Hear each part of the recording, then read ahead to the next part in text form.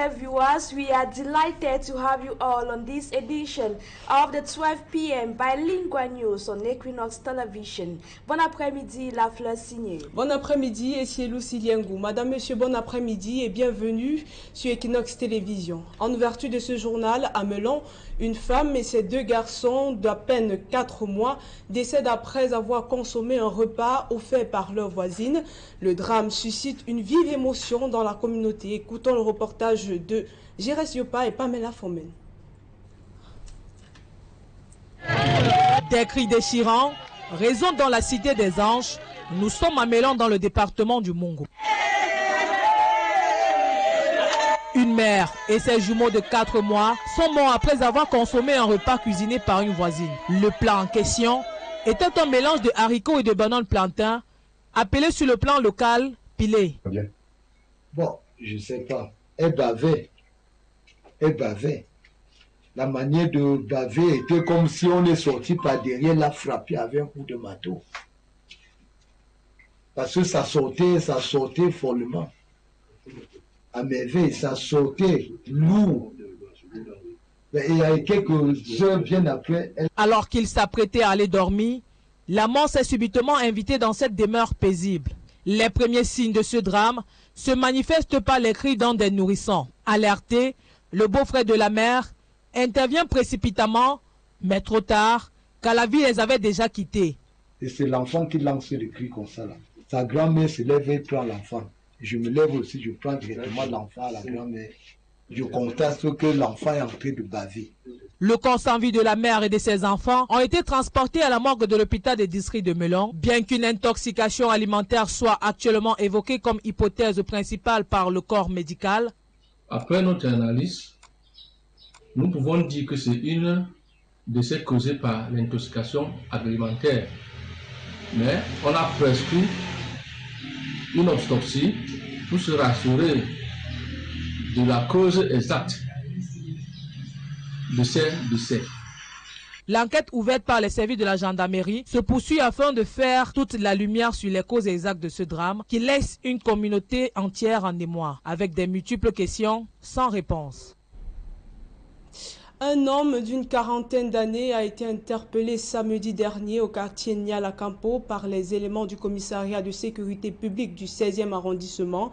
Alors qu'il est accusé de vol aggravé et de consommation de drogue, l'homme évoque un problème de litige foncier. Il dénonce cependant des problèmes de torture. Écoutons ce reportage. Allongé sur son lit d'hôpital, les poignets menottés, Albert semble visiblement épuisé et amorphe. Le quadragénaire a été interpellé la nuit de samedi dernier par les éléments du commissariat de sécurité publique du 16e arrondissement de Douala. Comme ils étaient deux, ils ont appelé encore nos présidents pour le troisième. Celui qui avait l'arme s'est tourné vers moi.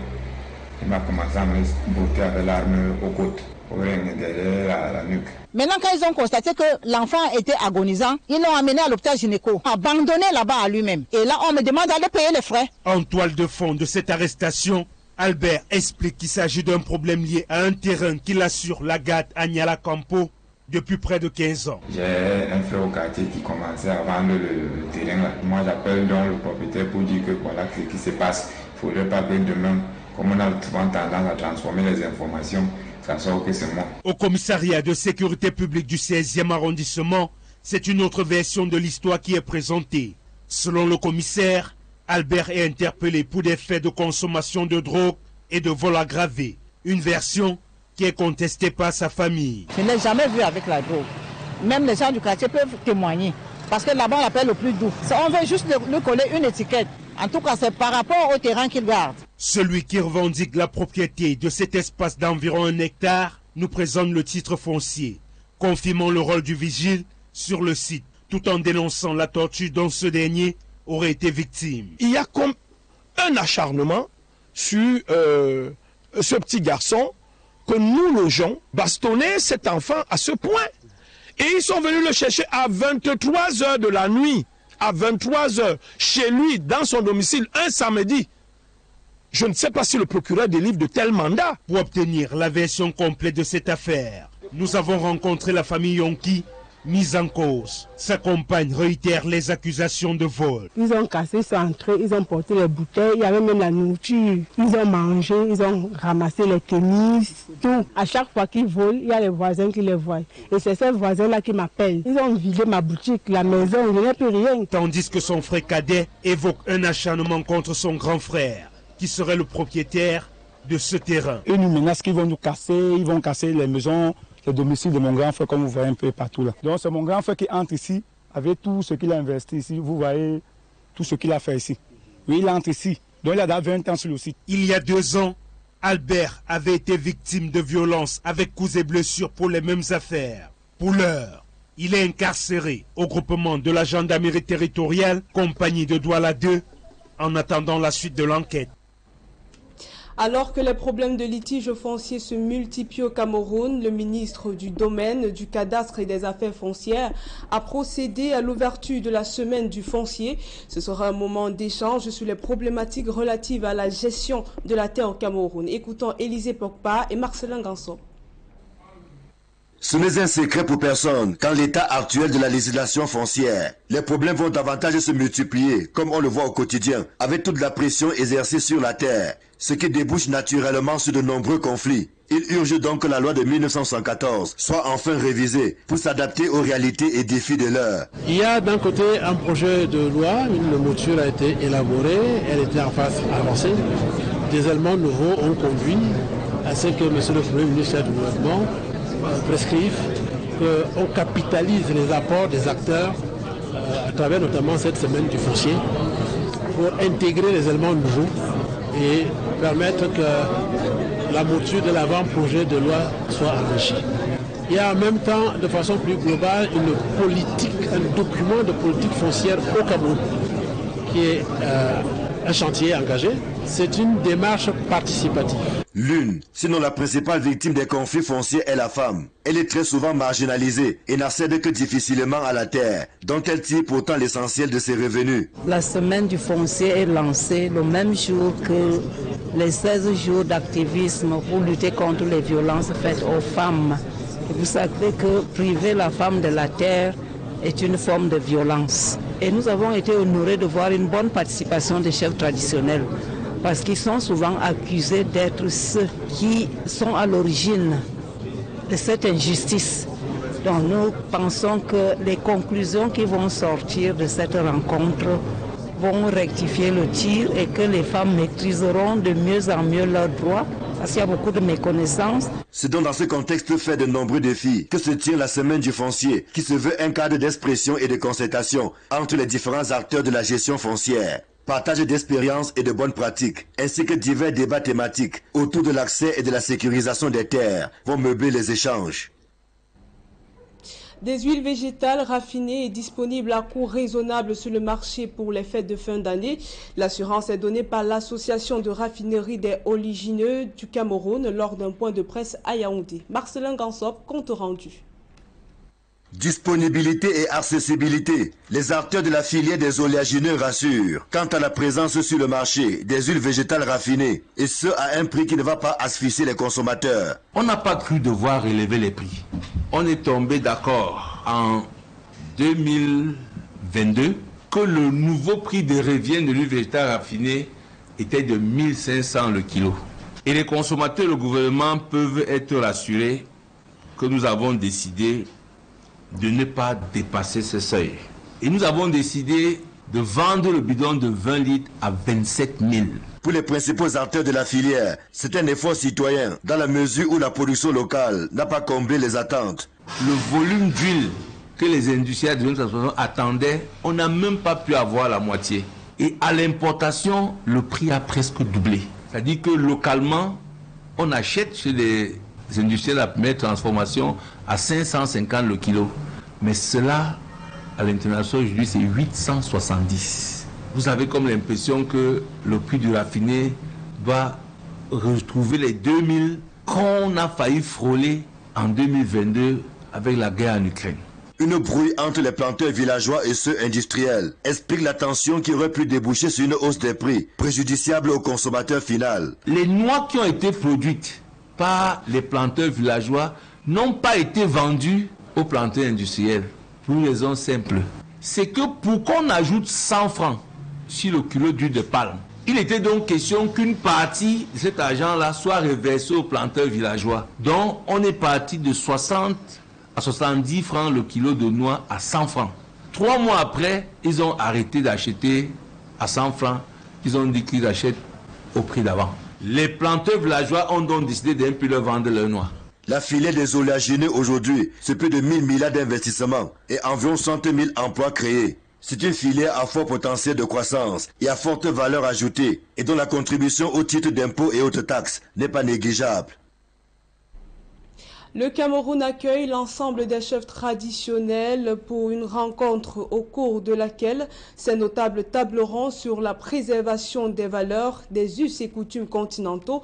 Les premières délégations se trouvent déjà à Douala.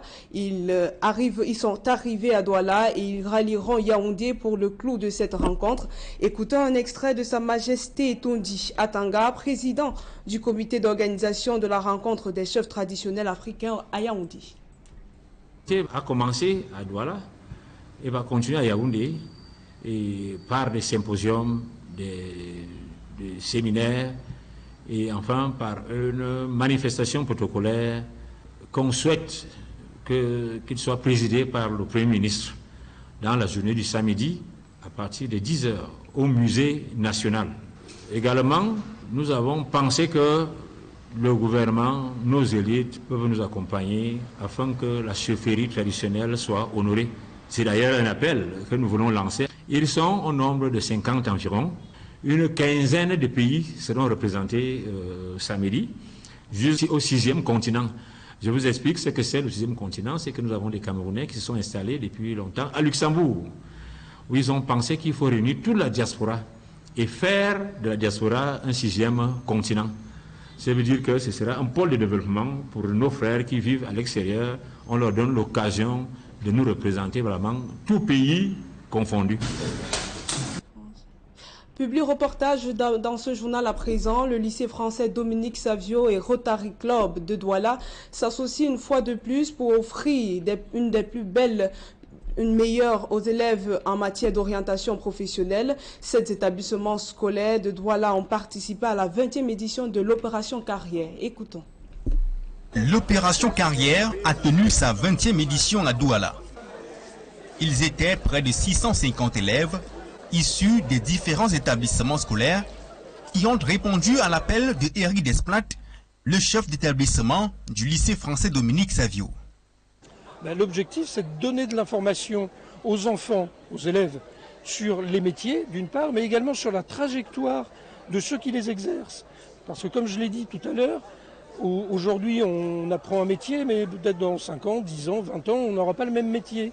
Donc il faut rester en alerte, il faut avoir une formation de base qui permet de s'adapter à l'évolution des métiers. Donc c'est le discours qu'on essaie d'instiller dans les différentes présentations. Cette rencontre éducative est organisée chaque année pour orienter les élèves de première et terminale vers les métiers du futur. Elle est organisée sous le patronage du consul général de France à Douala, qui a animé l'atelier diplomatie et carrière consulaire. Cette communion entre élèves et professionnels de divers métiers est à la base l'initiative du Rotary Club de Douala, impulsée il y a une trentaine d'années.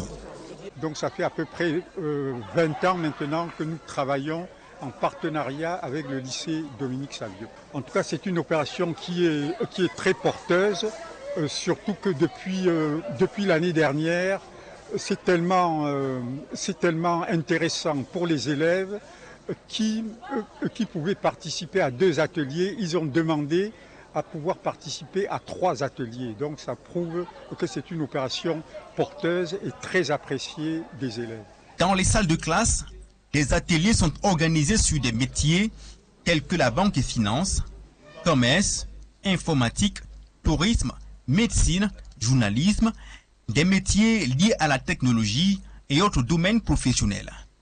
La nouveauté cette année, c'est l'atelier création d'entreprises start-up, où sur 600 élèves, on a à peu près 250 inscrits.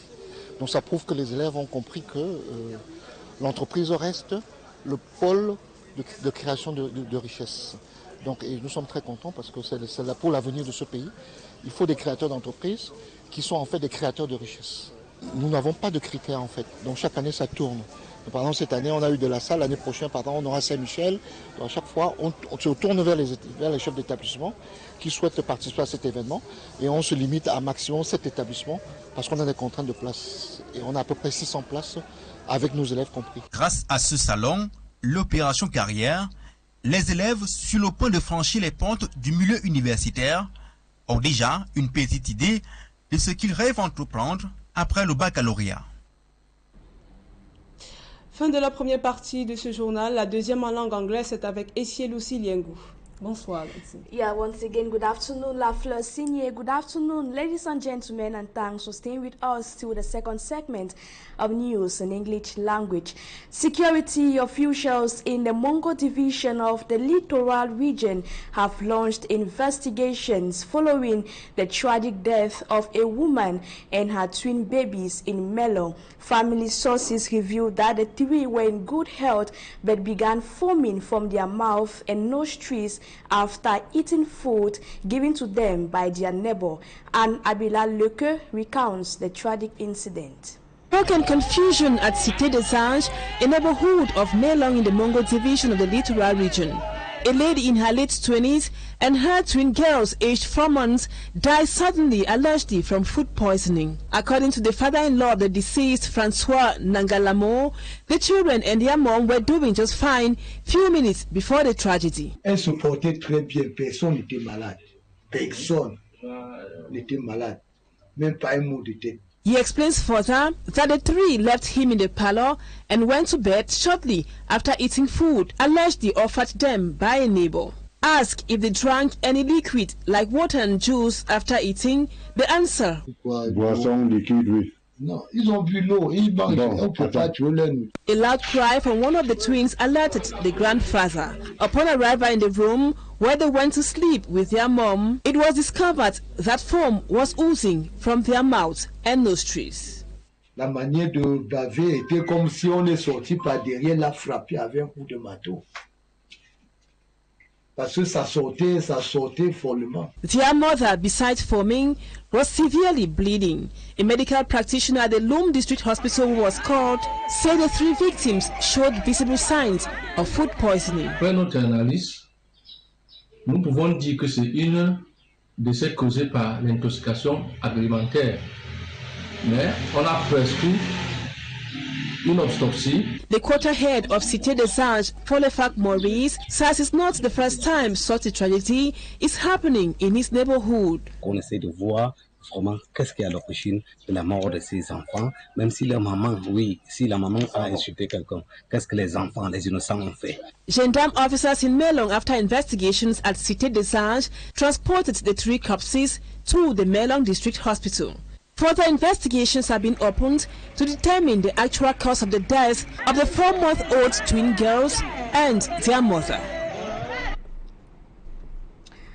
Still on a sad note, this time in the Ocean Division of the South region in Kribi, a teacher at government primary or government practicing primary school in Kribi has tragically died while she was teaching in a classroom. Sources say Madame Michelle Ndiba unexpectedly collapsed during a lesson. Smart Jikan Gebio takes us to the Ocean Division.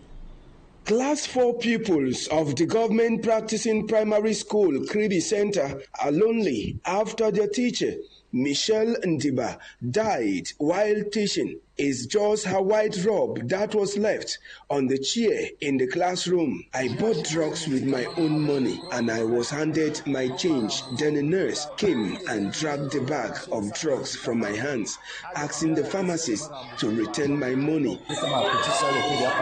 It was a rather timid ambience that characterized the premises of the government practicing primary school upon the arrival arrival of the Quinoxe media team. According to many of her colleagues, Michelle Ndiba showed no signs of sickness. At the regional hospital annex of Kribi, where she was rushed to, it was just to confirm about her demise. The death of the primary school teacher brings to a total of 3 persons who have died suddenly, and health officials are advising that everyone should be used to the first aid treatment.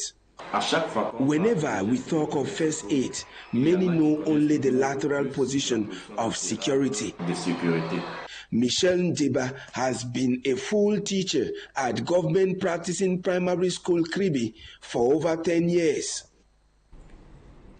In other news, rights defenders, civil society, and political actors in the country have joined their voices condemning the violent treatment meted on human rights lawyer Barrister Tamfu Richard. Many are calling on a swift action against the perpetrators of this act. Details of their reaction in this report compiled by Fomi Armstrong Sander. It is with much anger and bitterness that Cameroonian civil society and political actors address the torture and brutality on human rights lawyer Barrister Tamfu Richard by some gendarmerie officers in Douala, Cameroon. Cameroon Bar President Bâtonnier Mba Eric Mba qualifies it as dehumanizing and unacceptable. The Cameroon Bar Council has watched with unprecedented shock the video of our colleague, of a very learned colleague, Barrister Tamfu Richard, who's been picked up in some manu militaris, treated in the most filthy manner, dumped behind a police van, and smashed and maltreated as the worst common law thief. Justice will not only be done, but must and will be manifestly seen to be done. It is the same view expressed by the CRM National President, Professor Maurice Camp, who says the torture inflicted on Barrister Tamfu Richard has been systematic and repetitive on his CRM party militants and opposing voices in Cameroon since 2018. The CRM leader says his party condemns the torture of Barrister Tamfu Richard with all energy and calls for strict sanctions against the perpetrators. The call is that every young person in Cameroon needs to rise up. A threat to a single liberty in this country is a threat to the liberty of all Cameroonians. I mean it. Cameroon is just coming out from the bench of United Nations Human Rights Commission against torture, and the delegation of Cameroon refused that they are not torturing citizens in this country, but they are torturing even professionals. Barrister Tamfu Richard is a lawyer in the Cameroon Bar Council and also in the Nigerian Bar Council. Can you imagine what it means for a mere gendarme to lay his hands, brutalizing physically a human rights lawyer in that manner? Enough is enough. Justice for Barrister Tamfu Richard and the strict punishments of the gendarmerie officers involved is the position of the Network of Human Rights Defenders in Central Africa, REDAC, expressed through the voice of its executive president, Maximilian Gombe. In as end-of-year festivities approach, the minister delegate at the presidency in charge of defense, Joseph Betty Asomo, says measures have been reinforced in order to ensure the safety of Cameroonians. This comes at a time when the country is facing a surge in security threats. Babila Jonathan tells us more. Top security officials of the Republic of Cameroon review the security situation of the country as end-of-year festivities draw nearer. The minister delegate at the presidency in charge of defense, Joseph Betty Asomo, begins with a snappy look at the global situation, emphasizing on the African continent. On the African continent in particular, the situation in the Sahel, where the criminal activities of terrorist groups continue to jeopardize the stability of many states, especially those of the Lake Chad Basin, remains a major concern, just as those of many armed irredentist movements that continue to enjoy the support from white-collar criminals held up around the world persist here and there. throughout the continent. He goes further, highlighting the volatile security situation prevailing in the crisis-stricken regions of Cameroon. Our compatriots will spend this end-of-year period in a national context marked by pockets of security concerns, particularly in the far north, northwest, and southwest regions. For the particular case of the far north theater, although relatively under control, the security situation there remains delicate. While it is true that our forces remain committed to the initiative and continue to fully and courageously ensure the integrity of our national territory. Amidst the security threat, Minister Betty Asomo reassures the population that all possible measures are being taken to ensure their security. The architecture of our defense and security forces deployed throughout the national territory in close collaboration with the administrative authorities is on maximum alert, ready to counter, dissuade, or stop any attempt to undermine our territorial integrity. The top military officials are therefore fine-tuning strategies to counter all possible internal and external security threats. Meantime, stakeholders of the Cameroon Bioscience Society are strategizing ways to improve import substitution for Cameroon's development. The actors met at the University of Douala as part of the collaborative project. Our reporter Innocent was there and now finds in details. At a time when the state needs the collaboration of all, as requested by the head of state to achieve emergence by 2035, the Cameroon Bioscience Society is booking its place on the train to that vision. We chose the theme on import substitution to be in line, in synergy with the aspirations of the head of state when he said we need to produce more of what we consume and import less. This bioscience community, in collaboration with universities, aim at equipping themselves with optimal scientific research to explore the economy of Cameroon and contribute to import substitution. We as scientists, researchers in that domain of the life sciences, we are meeting the next few days to discuss on how we can contribute to getting the things we need produced. What type of research must we do? Research and innovation. What type of education must we adopt? Investments and so on to make this import substitution policy come true. While converging on the campus of the University of Douala, actors in this Cameroon Bioscience Society will be sharing ideas to realize this goal. We first of all have to begin with looking at our educational system. What we teach, how we teach it, and when we teach it. The type of investments that we have to do. What should we be putting our money into? How should we be investing? Investments and production of goods need to be done wisely if they must succeed. We need to produce goods that will have competitiveness, will have some advantage over. There's no need producing something that will cost maybe 1,000 francs to produce here in Cameroon, whereas you can just import the same thing for 200 francs CFA. So we need to select the type of things that we have to be putting our money into and how to do that. These ideas to be discussed, analyzed, and adopted will also help the government to strengthen the economy and accelerate its emergency drive. Let's now talk health. Cardiologists in the country are raising concerns about the high prevalence rates of cardiovascular diseases in the country. The experts in the sensitization campaign here in the city of Douala revealed that 12 to 15% of deaths are linked to this health condition affecting the Cameroonian population. Sedu Chakutio tells us more.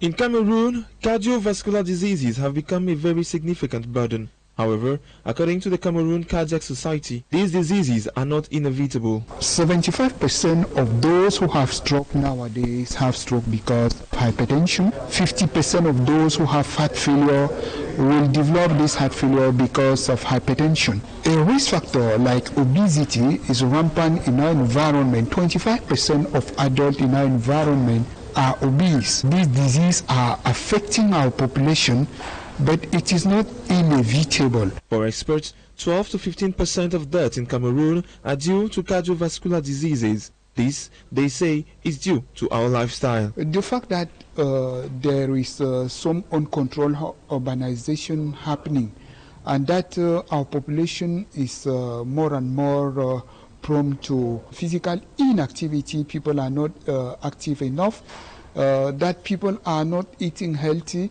Our diet is more and more rich in fat, rich in salt, and less fruit and vegetable. That we are not active enough. All those factors contribute to the development of cardiovascular diseases. I have to add here one of the factors of the modern life, which is stress. The 115 cardiologists distributed across all regions of the country is, according to experts, an acceptable number for African countries of the same level, but still insufficient for the about 30 million inhabitants in Cameroon, thus limited access to specialized care. The problem of demography, the problem of health personnel demography is really global. So this is something important in terms of number of cardiologists, but also in terms of quality of cardiologists. Of course, it is not yet enough, but there are a number of efforts which are put in place to change the situation. Simple action are required to stop these silent killers. Experts therefore called on the population, healthcare professionals to act immediately within their respective areas of expertise. Ladies and gentlemen, that report draws the curtains of today's edition of the 12 p.m. bilingual news on Quinoxe television. We thank you so much for your keen attention, and we leave you in the company of interesting program, but equally have a lovely and a nice weekend. La Fleur Signée, do have a nice weekend. Bon week-end à toi aussi, ici Lucie Liengou. Madame, monsieur, merci de nous avoir suivis. C'est la fin de ce journal. Merci également à la grosse équipe technique pour la réalisation. On vous donne rendez-vous lundi. Passez un bon week-end.